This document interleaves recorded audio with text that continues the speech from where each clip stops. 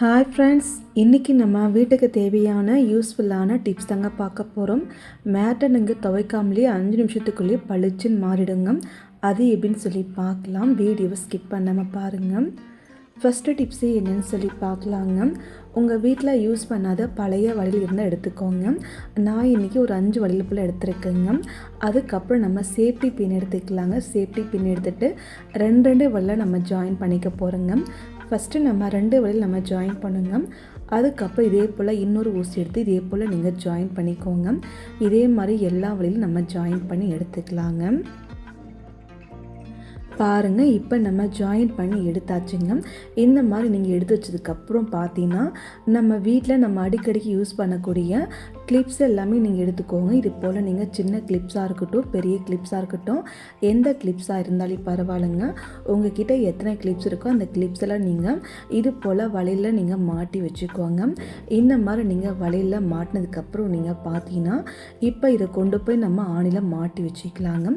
ஆணியில் கொண்டு போய் நீங்கள் மாட்டி வச்சுட்டா போதும். எடுத்து யூஸ் பண்ண ரொம்ப ஈஸியாக இருக்கும். பார்க்குமே நமக்கு ரொம்ப நீட்டாக இருக்கும். கண்டிப்பாக இந்த டிப்பை நீங்கள் ட்ரை பண்ணி பாருங்கள். செலவே இல்லாமல் சூப்பரான ஆர்கனைஸ் நம்ம வீட்லேயே நம்மளே ரெடி பண்ணிடலாம். அடுத்த டிப்ஸு என்னன்னு சொல்லி பார்க்கலாங்க. ஒரு பக்கெட்டில் ஒரு 1/4 வாசலுக்கு மட்டும் தண்ணி எடுத்துருக்குங்க. அதுக்கப்புறம் நம்ம துணிக்கு சேர்க்கக்கூடிய லிக்விடு ஒரு கொஞ்சம் போல் மட்டும் ஊற்றிக்கோங்க. அதுக்கப்புறம் நம்ம வீட்டில் மாப்பெலாம் இருக்கு இல்லையா, இந்த மாப்பை நீங்கள் இது போல் பக்கெட்டில் வச்சு நல்லா அழுத்திட்டு ஒரு 10 நிமிஷம் போல் மட்டும் ஊற விட்டுக்கோங்க. 10 நிமிஷம் கழித்து நீங்கள் பார்த்தீங்கன்னா அந்த மாப் நமக்கு நல்லா ஊறி வந்திருக்கும். அது உள்ளுக்கிற அழுக்கு எல்லாமே நமக்கு வெளியே வந்திருக்கும். அதுக்கப்புறம் மாப் எடுத்து இது போல் நல்லா அழுத்தி விட்டுட்டு அதுக்கப்புறம் இந்த தண்ணி நீங்கள் எடுத்து கீழே ஊற்றிடலாங்க. அதுக்கப்புறம் நீங்கள் வேறொரு பக்கெட்டில் தண்ணி வச்சுட்டு எப்போதும் போல் மாப்பை நீங்கள் அழைச்சி எடுத்துக்கலாம். இந்த மாதிரி நீங்கள் பண்ணும்போது மாப்பில் இருக்கிற அழுக்கு எல்லாமே நமக்கு வெளியே வந்துடும். மாப்புமே நமக்கு நல்லா க்ளீனாகவும் இருக்கும். அதே சமயம் நமக்கு மாப்பு நல்லா வாசனையாகவும் இருக்கும். கண்டிப்பாக இந்த ஒரு டிப்பையும் நீங்கள் ட்ரை பண்ணி பாருங்கள். நமக்கு ரொம்பவே யூஸ்ஃபுல்லாக இருக்கும். இப்போ நம்ம அழைச்சி எடுத்ததுக்கப்புறம் எப்போதும் போல் நீங்கள் மாப்பை இது போல் நீங்கள் வச்சு காய வச்சு எடுத்து வச்சுக்கலாங்க. அடுத்த டிப்ஸு என்னன்னு சொல்லி பார்க்கலாம் வாங்க. நம்ம வீட்டில் நம்ம வெண்டைக்காய் கட் பண்ண போகிறோன்னா அப்போ கண்டிப்பாக இந்த டிப்ஸை நீங்கள் ட்ரை பண்ணுங்கள். ஃபஸ்ட்டு வெண்டைக்காய் தண்ணி ஊற்றி நல்லா வாஷ் பண்ணி ஒரு கிளாத் வச்சு அந்த வெண்டைக்காய் ஃபுல்லாக நீங்கள் தொடச்சி எடுத்து வச்சுக்கோங்க. அதுக்கப்புறம் வெண்டைக்காய் ஒவ்வொன்றும் நம்ம இது போல் கையில் எந்த அளவுக்கு பிடிக்க முடியுமோ அந்தளவுக்கு நம்ம நீட்டாக இது போல் அடுக்கி எடுத்து வச்சுக்கலாங்க. இந்த மாதிரி நீங்கள் அடுக்கி வச்சதுக்கப்புறம் ஒரு லப்பர் நம்ம எடுத்துக்கலாங்க. லப்பர் இது போல் நீங்கள் எடுத்துகிட்டு அந்த வெண்டைக்காய் மேலே இந்த மாதிரி நீங்கள் போட்டு வச்சுக்கோங்க. இதே மாதிரி எல்லா வெண்டைக்காய் மேலேயும் நல்லா நேராக அடுக்கிட்டு லப்பர் நம்ம போட்டு வச்சுக்கலாங்க. இப்போ பாருங்கள், எல்லா வெண்டைக்காய் மேலுமே இது போல் சின்னசெல்லாம் ஒரு பக்கமும் பெருசெல்லாம் நேராக அடுக்கி வச்சு நான் லப்பர் பேண்டை போட்டு வச்சுக்கிட்டேன். அதுக்கப்புறம் நீங்கள் வெண்டைக்காய் சைடில் வச்சுக்கோங்க. காய் வெட்டுற கட்டிங் போர்டு நம்ம எடுத்து வச்சுக்கலாங்க. இப்போ நம்ம வெண்டைக்காயும் எடுத்து வச்சுக்கலாங்க. ஃபஸ்ட்டு நீங்கள் வெண்டைக்காய் கட் பண்ணுறதுக்கு முன்னாடி அந்த வெண்டைக்காயோட அடிப்பக்கம் மட்டும் நீங்கள் கட் பண்ணிக்கோங்க. அதுக்கப்புறம் நம்ம வெண்டைக்காய் கட் பண்ணிக்கலாங்க. நீங்கள் பொரியல் செய்ய போகிறோன்னா அதுக்கேற்ற மாதிரி வெண்டைக்காவை நீங்கள் மெலிசாக கட் பண்ணிக்கலாங்க. இல்லை நீங்கள் குழம்பு செய்ய போகிறோன்னா அதுக்கேற்ற மாதிரி நீங்கள் வெண்டைக்காய் கட் பண்ணிக்கலாங்க. இந்த மாதிரி நீங்கள் வெண்டைக்காய் கட் பண்ணும்போது நமக்கு ரொம்ப டக்குன்னு வெண்டைக்காய் கட் பண்ணி முடிச்சிடலாம். அதே போல் வெண்டைக்காய் எல்லாமே நமக்கு ஒரே சைஸில் நமக்கு கிடைக்குங்க. இப்போ நம்ம வெண்டைக்காய் ஃபுல்லாக கட் பண்ணதுக்கப்புறம் மேலே இருக்கிற லப்பர் நம்ம எடுத்துக்கலாங்க. அதுக்கப்புறம் வெண்டைக்காய் ஃபுல்லாகவும் இது போல் லாஸ்ட்டில் நீங்கள் கட் பண்ணி எடுத்துக்கலாங்க. இந்த மாதிரி நீங்கள் வெண்டைக்காய் கட் பண்ணி பாருங்கள். ரொம்ப ஈஸியாக டக்குன்னு நீங்கள் வெண்டைக்காய் ஃபுல்லாகவும் நீங்கள் இதே மாதிரி ஒரே ஷேப்பில் நம்ம கட் பண்ணி எடுத்துக்கலாங்க. நமக்கு டைமும் சேவ் ஆகும், வேலையும் நமக்கு ரொம்பவே ஈஸியாக இருக்கும். கண்டிப்பாக இந்த ஒரு டிப்ஸையும் நீங்கள் ட்ரை பண்ணுங்கள். அடுத்த டிப்ஸு என்னன்னு சொல்லி பார்க்கலாங்க. நம்ம வீட்டில் இட்லிக்கு தோசைக்கெல்லாம் ரேஷன் அரிசி உரைப்போம் இல்லையா, அந்த மாதிரி உரைக்கும் போது இது போல் க்ளீன் பண்ணுங்கள். ரொம்ப ஈஸியாக நீங்கள் க்ளீன் பண்ணிக்கலாங்க. இந்த அரிசி நீங்களே பார்த்துருப்பீங்க. இது உள்ளுக்குள்ளே பார்த்தீங்கன்னா ஒரு கொஞ்சமாக தண்ணி சேர்த்து ஃபுல்லாகவும் நீங்கள் மிக்ஸ் பண்ணி வச்சுக்கோங்க.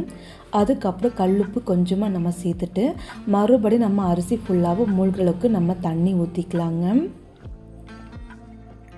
இந்த மாதிரி நம்ம தண்ணி ஊற்றுனதுக்கப்புறம் ஒரு 5 நிமிஷம் போல் மட்டும் நீங்கள் டிஸ்டர்பே பண்ண வேண்டாம், அப்படியே நம்ம விட்டுடலாங்க.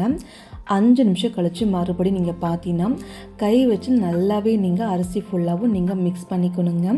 இந்த மாதிரி கை வச்சு அரிசி ஃபுல்லாகவும் நல்லா நீங்கள் மிக்ஸ் பண்ணிவிட்டு அதுக்கப்புறம் எப்போதும் போல் தண்ணி நீங்கள் ஊற்றிட்டு ஒரு 2-3 டைம் நல்லா வாஷ் பண்ணாலே போதும். நமக்கு அரிசி நல்லா வெள்ளையாகவும் இருக்கும், க்ளீனாகவும் இருக்குங்க.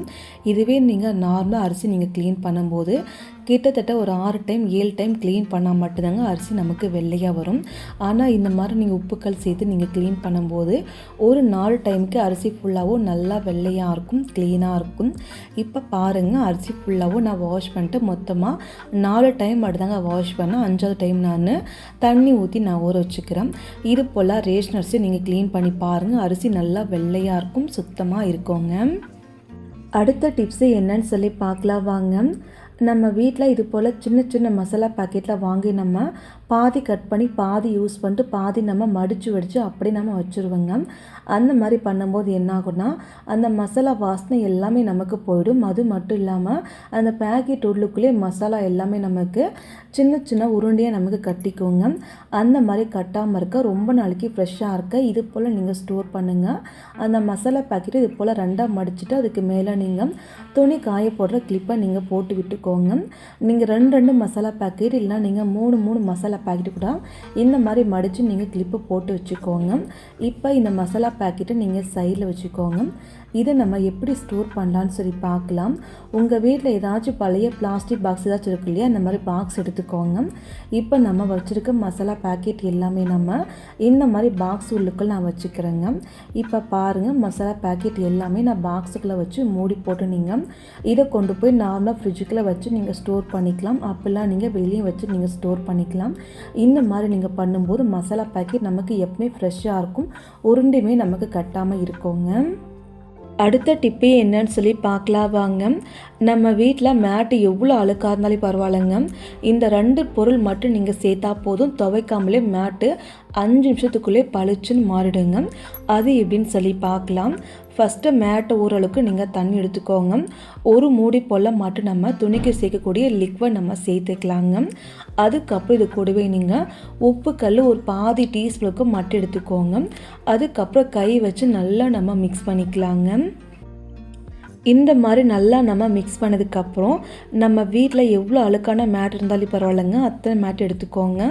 இப்போ நம்ம மேட்டெல்லாம் எடுத்து நம்ம பக்கெட்டில் போட்டுக்கலாங்க.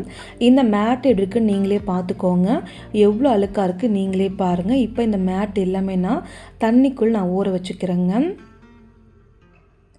பாருங்கள், தண்ணிக்குள் நான் ஊற வச்சுக்கிட்டேங்க. இந்த மாதிரி நீங்கள் ஊற வச்சதுக்கப்புறம் ஒரு டைம் கை வச்சு அந்த மேட் எல்லாமே நீங்கள் திருப்பி நீங்கள் விடணுங்க. இந்த மாதிரி நீங்கள் பண்ணும்போது அழுக்கெல்லாம் நமக்கு வந்துடுங்க. இந்த மாதிரி பண்ணதுக்கப்புறம் அந்த மேட்டு ஃபுல்லாகவும் நீங்கள் ஒரு 5 நிமிஷம் போல் மட்டும் ஊற வச்சுக்கோங்க. 5 நிமிஷம் கழித்து நீங்கள் பார்த்தீங்கன்னா அந்த மேட்டில் இருக்கக்கூடிய அழுக்கு எல்லாமே நமக்கு வந்திருக்கும். அந்த தண்ணி கலர் பார்த்தா உங்களுக்கே நல்லா தெரியுங்க. அதுக்கப்புறம் கை வச்சு மேட் எல்லாமே இது போல் நீங்கள் திருப்பி நீங்கள் போட்டால் போதும், நமக்கு இன்னமும் மேட்டில் இருக்கிற அழுக்கு எல்லாமே நமக்கு வந்துடுங்க. இப்போ பாருங்கள், லைட்டாக நான் மேட்டு ஃபுல்லாகும்னா இது போல் திருப்பி நான் போட்டுக்கிட்டுங்க. அதுக்கப்புறம் நம்ம எப்போதும் போல் நீங்கள் மேட் எடுத்துக்கலாங்க. இப்போ நான் ஒரு மேட் எடுத்து வச்சுக்கிட்டேன், இன்னொரு மேட் எடுத்து காமிக்கிற பாருங்கள். இந்த மேட்டில் எவ்வளோ அழுக்கு இருந்துச்சு, அந்த மேட்டில் நம்ம ஊற வைக்கும் போது நீங்கள் பார்த்துருப்பீங்க. ஆனால் இப்போ எடுக்கும்போது பாருங்கள், சுத்தமாக நமக்கு மேட்டில் அழுக்கே இல்லைங்க, அவ்வளோ க்ளீனாக இருக்குது. இப்போ இந்த மேட்டை நீங்கள் எடுத்துகிட்டு அழுக்க தண்ணியை ஊற்றிட்டு ஒரு 2 டைம் நல்லா வாஷ் பண்ணிட்டு லாஸ்ட்டு தண்ணியில் நீங்கள் கொஞ்சமாக டெட்டால் சேர்த்து மேட்டு ஃபுல்லாகவும் நீங்கள் வாஷ் பண்ணிட்டு பார்த்தீங்கன்னா அந்த மேட்டு பார்க்கவே புதுசு போல் பளிச்சுன்னு இருக்குங்க. அது மட்டும் இல்லைங்க, மேட்டு நமக்கு எவ்வளோ அழுக்காக இருந்தாலுமே இந்த மாதிரி ஒரு டைம் நீங்கள் க்ளீன் பண்ணி பாருங்கள். இனிமேல் அடிக்கடிக்கு இது போல் க்ளீன் பண்ணுவீங்க. அந்தளவுக்கு மேட்டு பளிச்சுன்னு இருக்கும், க்ளீனாக இருக்குங்க, நல்ல ஒரு வாசனையாக இருக்குங்க. இப்போ நம்ம மேட்டு ஃபுல்லாக அழைச்சாச்சு. எப்போதும் கொண்டு போய் நீங்கள் வெயில காய வச்சு எப்போதும் போல் யூஸ் பண்ணிக்கலாங்க. இனி நீங்கள் கஷ்டப்படாமல் இந்த 2 பொருள் நீங்கள் சேர்த்து மேட்டு க்ளீன் பண்ணி பாருங்கள். உங்கள் மேட்டு புதுசு போலவே இருக்கும். கண்டிப்பாக இந்த டிப்ஸ் எல்லாம் நீங்கள் ட்ரை பண்ணி பாருங்கள். ஓகே ஃப்ரெண்ட்ஸ், இந்த டிப்ஸ் எல்லாம் இவ்வளோ நேரம் பொறுமையாக பார்த்தா எல்லா ஃப்ரெண்ட்ஸுங்களுக்கும் ரொம்ப நன்றிங்க. மறக்காமல் உங்கள் வீட்டில் நீங்கள் செஞ்சு பாருங்கள், நமக்கு ரொம்ப யூஸ்ஃபுல்லாக இருக்குங்க. தேங்க்யூ ஃப்ரெண்ட்ஸ், நாளைக்கு பார்க்கலாம்.